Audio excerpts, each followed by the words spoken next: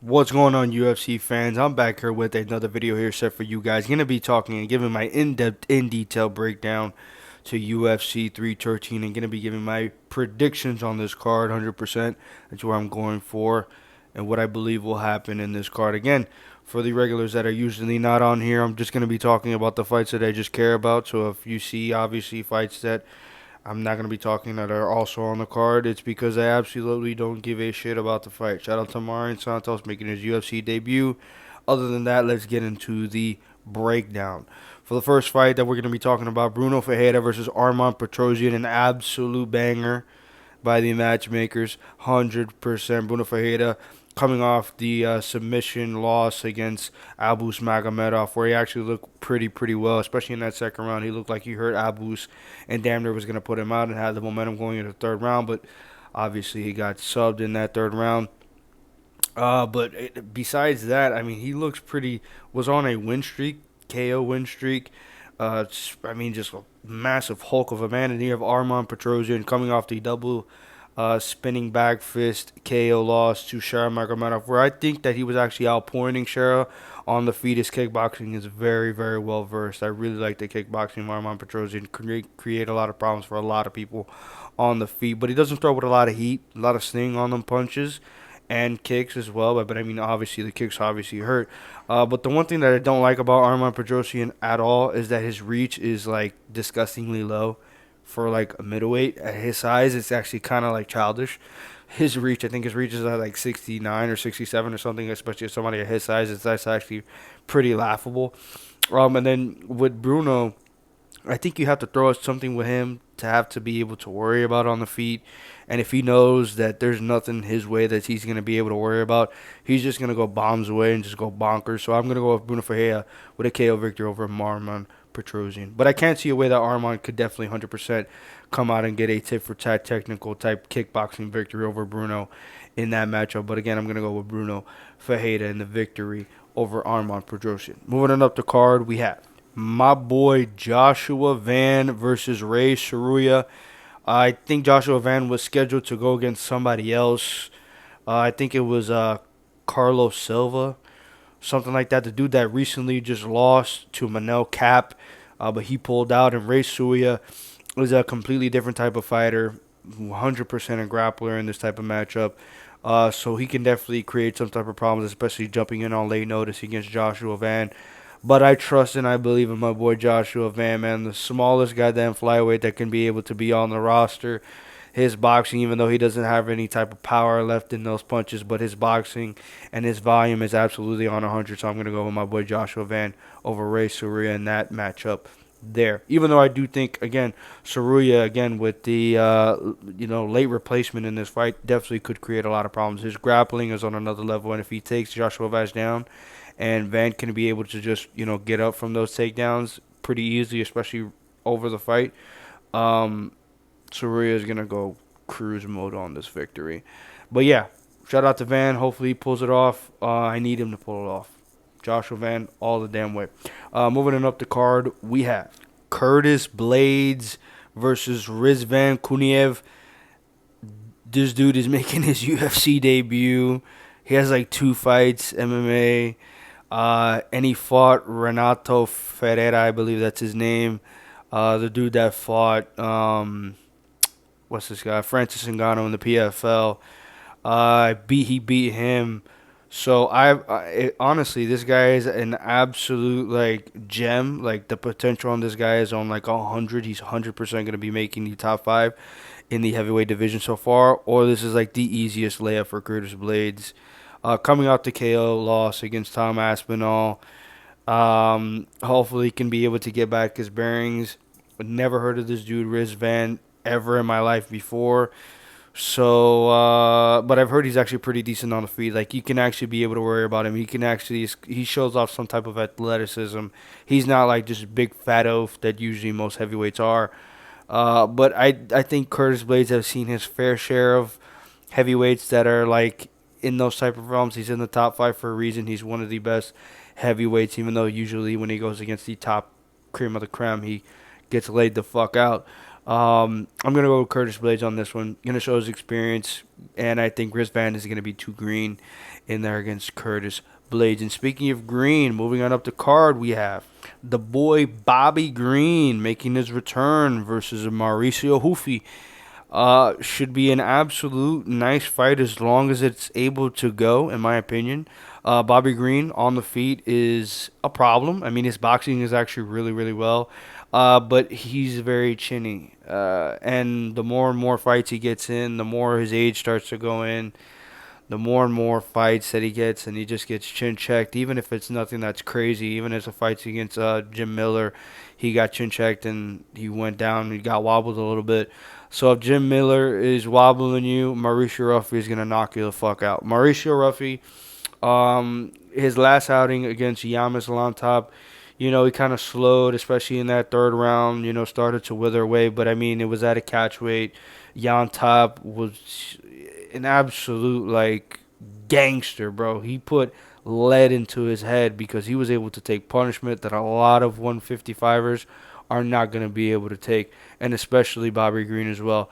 I do think, again, like I said, as long as it goes, I think it's actually going to be pretty entertaining because Bobby Green could be able to, give some problems to Mauricio Ruffy, especially with the boxing game. They both can be very slick, very out there, very showman-like. But I think Mauricio Ruffy is just going to catch Bobby Green with some. And instead of him getting wobbled, I think he's going to go flat out on the canvas. And hopefully he doesn't end up like Jalen Turner the last time out, where it just was disgusting to be able to see how Bobby Green was out there. Like, I mean, goddamn. But yeah, I'm going to go with the Fighting Nerds, Mauricio Ruffy. The Fighting Nerds streak continues for those boys. And yeah, moving on up the card, we have Amanda Lemos versus Yasmin Lucindu. Amanda Lemos pretty much known for her stand-up last time out in the Apex main event that she was in because, mostly MMA fights, especially if they're headliners, they're going to be in the Apex. She got armbarred by Vina Jandiroba. And then Yamis Lucindu, last time, she lost her UFC debut, but she's on a 5-4 win streak. Last time out, she beat Marina Rodriguez, who is a long, lanky featherweight between these two. That can create a lot of problems and is pretty good with her boxing and kickboxing as well. But Lucindo topped it out and actually did the better work overall. And I think she's going to do the same here against Amanda Lemos. I think Amanda Lemos, even though she's very, very experienced, she's been there with, the top of the top. She's fought for the belt already before. She's, again, one of the higher ranked, upper echelon experienced women in the division. At the end of the day, it's still WMMA, so you really don't know. But I'm going to go with Yasmin Lucindo to be able to get the victory against Amanda Lemos. Moving on to the feature fight on this card, we have Jalen Turner versus Ignacio Bahamondes, an absolute banger made by the matchmakers, the tallest of the tall in the lightweight division, 100%. Jalen Turner is coming off a loss last time out in the UFC 300 card where he fought against Renato Moicano, where he pretty much had the victory in the bag in the first round, where he knocked him down, damn near knocked him out. Don't know why he didn't go for the finish. But then in the second round, got absolutely dominated on the ground and got finished on the ground and pound by Renato Moicano, which started the streak for Money Moik, as we may say. And Ignacio Bahamondes, man, has been on a kind of a tear as of right now on a 2-fight KO streak. He absolutely shut down Manuel Torres in dominant fashion. I think he landed like not 3 straight, but he landed like 3 right hands down the pipe or 2 right hands down the pipe that absolutely sat down Manuel Torres and then eventually got him out of there on that Sphere card that he was in. But Jalen Turner's been kind of in there with the who's who. He lost a split decision to Gamrot. He was in that banger fight that was a split decision against Dan Hooker. And he absolutely got Bobby Green out of there last time out. He had a KO victory. But I really don't know what to be able to say in this fight. I mean, this fight is going to be an absolute banger. I expect a war out of these two guys, but I think the experience is going to be well served for Jalen Turner. I think he's going to be able to do enough against Ignacio Bahamondes and get him out of there and be able to continue on with other ranks. But I do think eventually Ignacio Bahamondes, especially with the way his career has been surging, he'll get to where he needs to be and possibly get into the rankings later in his career. Moving on to the co-main event, we have Justin Gaethje versus Rafael Fiziev, a rematch between these two guys who've already have clashed before. Actually, kind of glad that Justin Gaethje's still on this card. This fight was actually scheduled for the Dan Hooker fight, which I thought was going to be an absolute war between these two guys. But I guess we'll settle for the Fiziev rematch. Fiziev is coming off a long layoff. I think it's been at least a year and a half, maybe 2 years. Last time out, he fought Gamrot and obviously got hurt in that fight. But between that and the rematch between these two guys, Gaethje was on that absolutely long streak where he got the KO victory over Poirier. He looked really good against Fiziev. Obviously, that sprung this streak towards him. And then obviously last time out, about a year ago, he got KO'd by Max Holloway in absolutely tremendous fashion and absolutely got outclassed that entire fight as well. But in this rematch, I really do like that Justin Gaethje took a year off to be able to really prep correctly, get his bearings back, get all the things that he needs to be able to get in order for himself. For Fiziev, I mean, again, as well, I mean, kind of just jumping in, kind of on 2 weeks' notice. I mean, he's been out for a while. He's been talking about him wanting to get in a fight, get back into the UFC, get his career back on track. But in the first fight that they did have, I do think that Fiziev did enough to be able to win the fight. It was really, really close, though. I think he definitely won the first round. I gave him the second round, but obviously the second round was very close, and obviously the third round went Gaethje's way.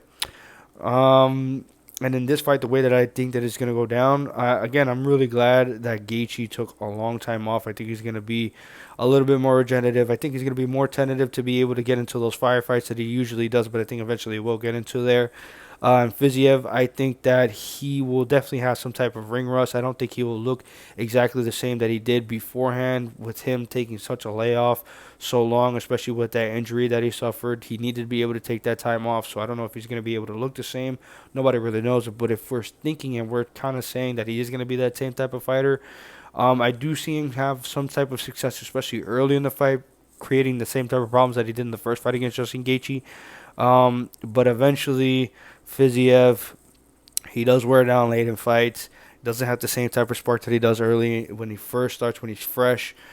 So I think that might usually end up being the same type of thing that's going to fade for him, and especially him having the ring rust out, him jumping in on like a week, 2 weeks notice for this fight to be able to jump in.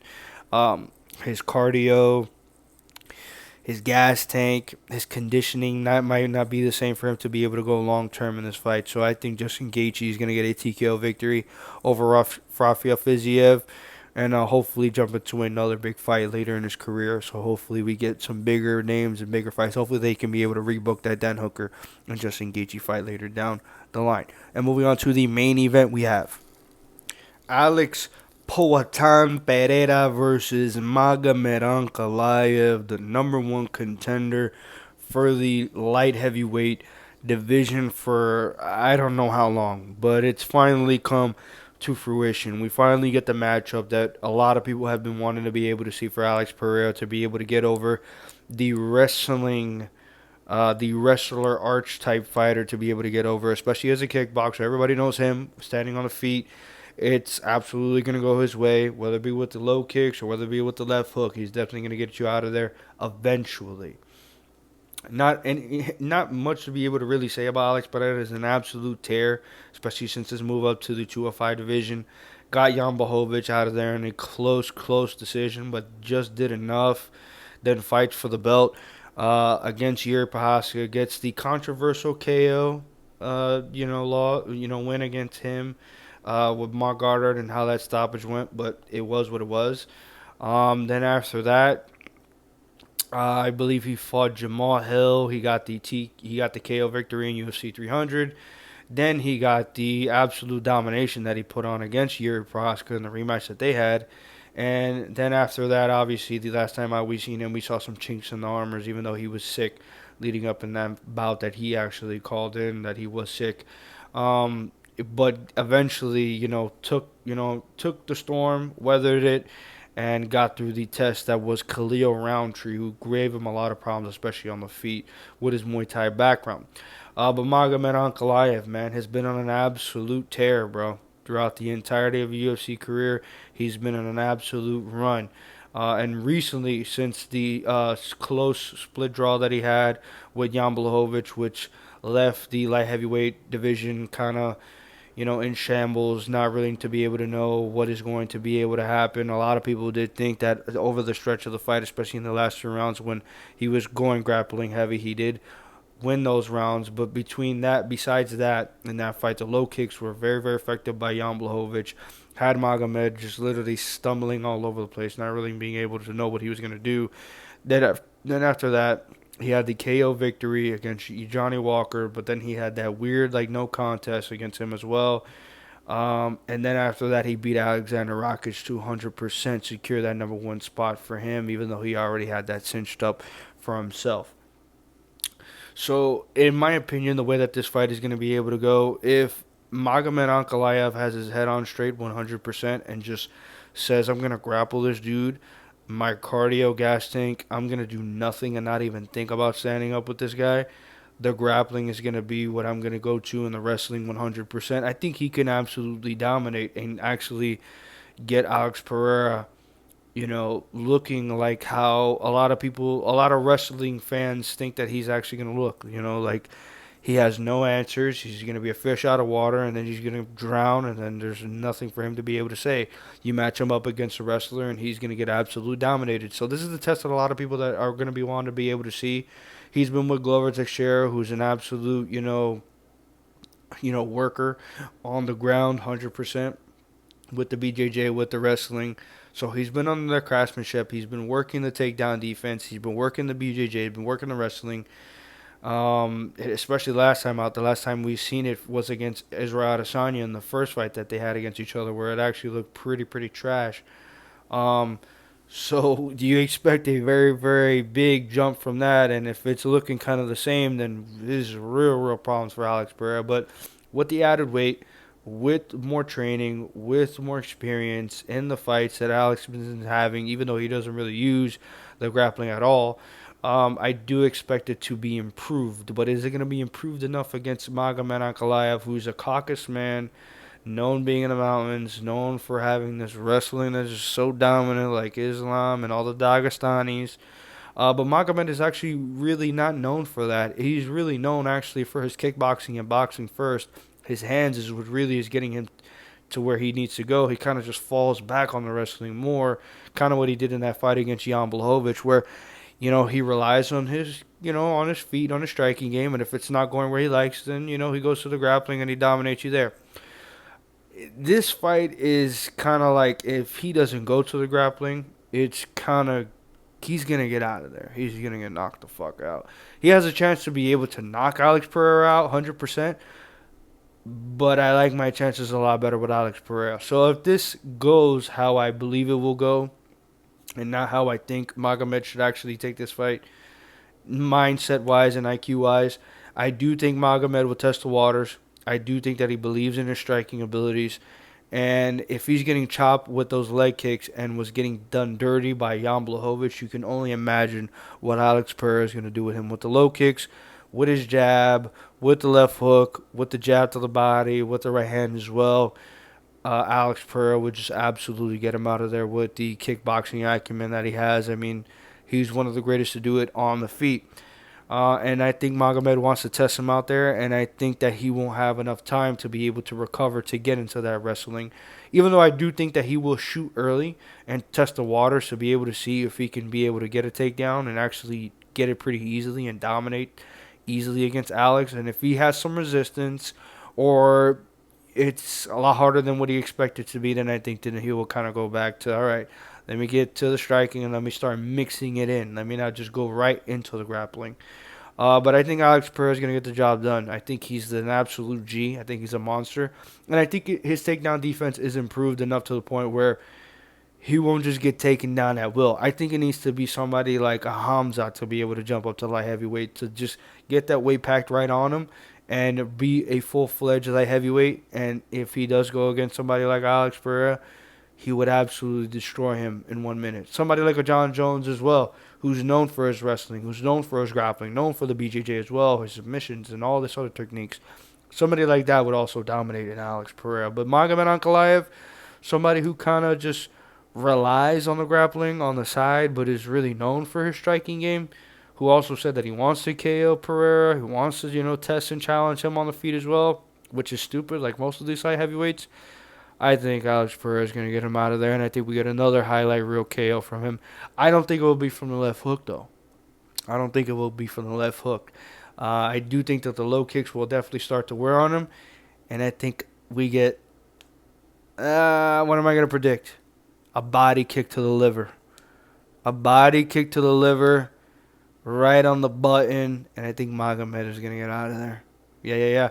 So those are my predictions for the UFC 313 card. Obviously, like this video. If you like this video, show UFC MMA fans.